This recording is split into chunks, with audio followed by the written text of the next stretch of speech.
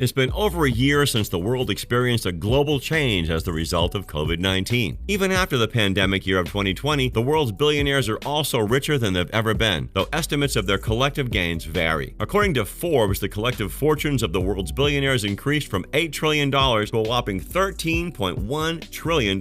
Well, I must say the year 2020 wasn't so bad after all, as the total number of billionaires increased from 660 to 2,755. For a long time, I thought you must be old to be a billionaire, and if you're probably a billionaire at a young age, you most likely inherited money from your super rich parents. Well, the truth is, the youngest billionaires today are not just old money heirs, like I said, but are also self-made. We found just 10 billionaires under the age of 30, which is the same as the previous year, 2020. These 10 young billionaires are worth a collective sum of $29.5 billion, which is $13 billion more than a year ago. Counting down from the oldest on the list to the youngest, these are the 10 youngest billionaires to make the Forbes list and how much they're worth. Sam Bankman-Fried. You might be wondering who Sam Bankman-Fried is and how he made the list. The Hong Kong-based CEO is not an old money heir, but a U.S. native who built his fortune in the cutting-edge world of cryptocurrency. 29-year-old Bankman-Fried was born in Stanford, California. He graduated from MIT with a degree in physics. Bankman-Fried is a former Wall Street ETF trader who built his massive crypto fortune at an astonishing speed, having launched both trading firm Alameda Research, which manages $2.5 billion in assets, and crypto derivatives trading platform FTX in 2019. According to Forbes, Sam Bankman-Fried is worth $8.7 billion. But that number could get a lot bigger, he says. Bankman-Fried embraces a philosophical principle that encourages people to maximize the positive social impact they have. He says his goal is to make as much money as he can so he can give away as much as possible. During the U.S. elections in 2020, he gave $5 million to a pro-Biden super PAC, making him one of the president's biggest donors, second only to Michael Bloomberg. As a billionaire, you would expect Bankman-Fried to have a lavish lifestyle, but unfortunately, he lives like many millennials. He shares an apartment with roommates and wears t-shirts and shorts to work. Bankman-Fried describes himself as a workaholic with a strict self-discipline. He spends most nights in a beanbag chair in the office and only returns home when employees are fed up with my presence, he said in a recent interview. He seldom drinks or goes on vacation, he said, because just like in idle software, your brain is less efficient after a long break. Stanley Tang. If you enjoy takeout, you should be familiar with DoorDash, but what you might not be familiar with is the brain behind it, Stanley Tang. Stanley Tang is a Hong Kong billionaire tech entrepreneur. He's best known as the co-founder and chief product officer at DoorDash, which he started along with Tony Chu, Andy Fang, and Evan Moore in 2013. The company leverages the internet to help offline small business owners increase sales by offering a better customer experience. The food delivery app became more prevalent and valuable than ever during the pandemic as restaurants and customers pivoted to delivery. It went public on the New York Stock Exchange in early December 2020. Tang is a devout entrepreneur who has been creating businesses since he was a kid. At age 14, he became an Amazon best-selling author with his book E-Millions. Tang has a bachelor's degree in computer science from Stanford University. He grew up in Hong Kong and now resides in San Francisco, California. Tang owns about 4% of his company, making Tang's net worth an estimated $2.2 billion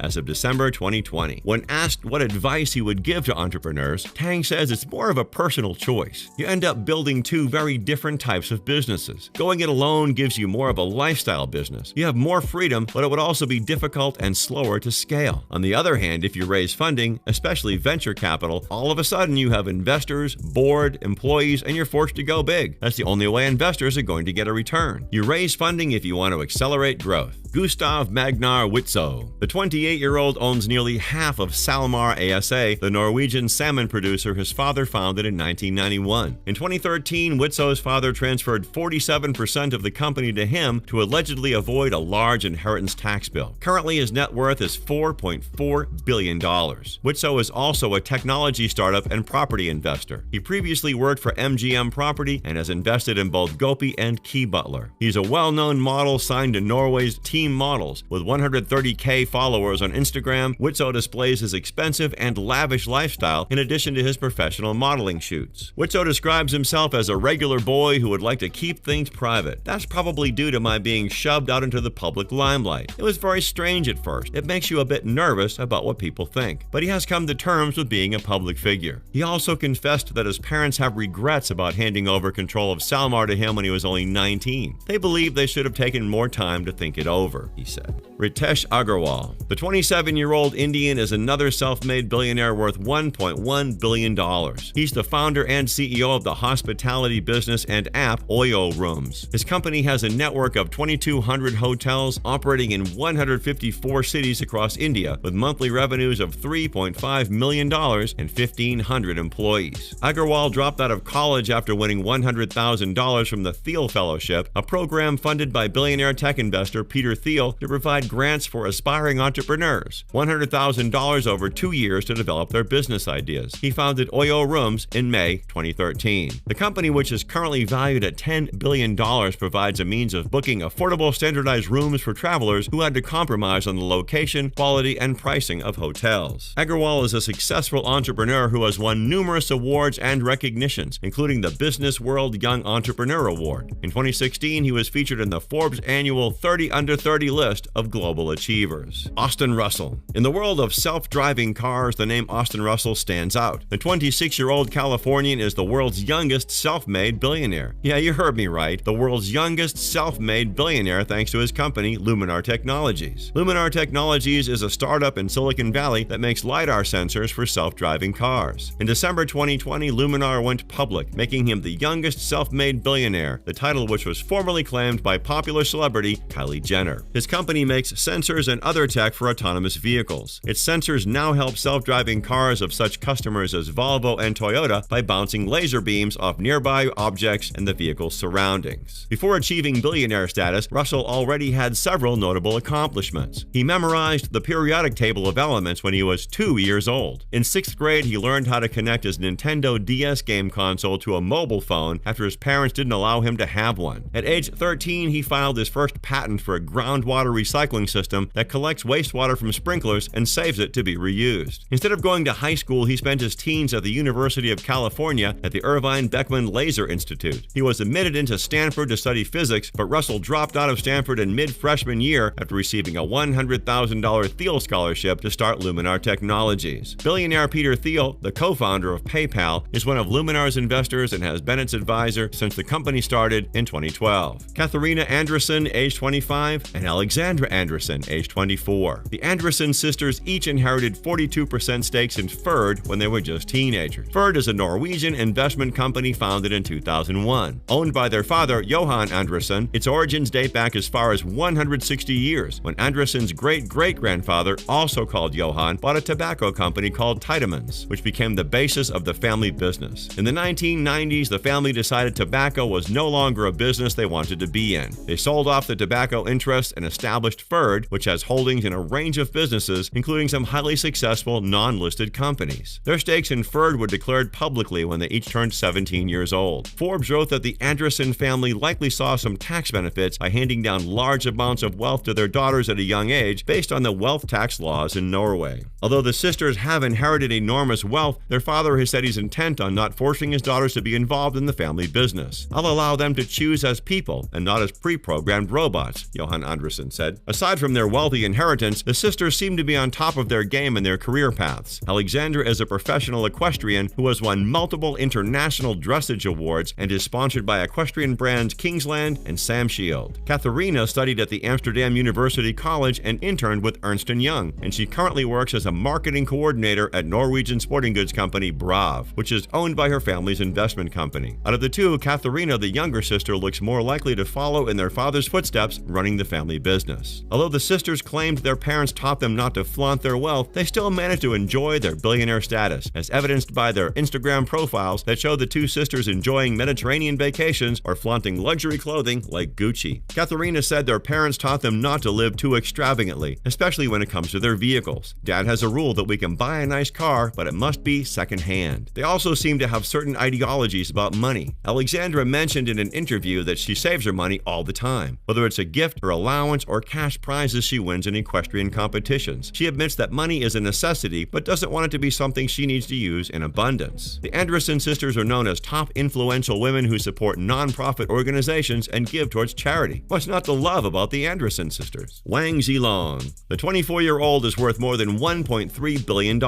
His fortune arises from CHTI Company. The company is the second largest producer of this pigment glass in China, with sites in Gansu and Anhui provinces. substance. They produce titanium dioxide pigment, a white pigment that can be used in coatings, plastics, ink, and other materials. Wang is the youngest billionaire in Asia. He also has stakes in Loman Billions Group. The billionaire seems to maintain a low profile who has no discernible presence on any major social platform, which stands in stark contrast to fellow billionaires on this list. We hope to see more of Wang Zilong in the nearest future. So there you have it. You don't have to be super old before you become a billionaire. And just in case you're wondering how to make $1 billion before age 30, the first step is to inherit a massive family fortune, and boom, you're a billionaire. What billionaire lifestyle are you going to adopt? Who do you think should be on this list? Let us know in the comments below. And if you enjoyed this video, make sure to leave us a like.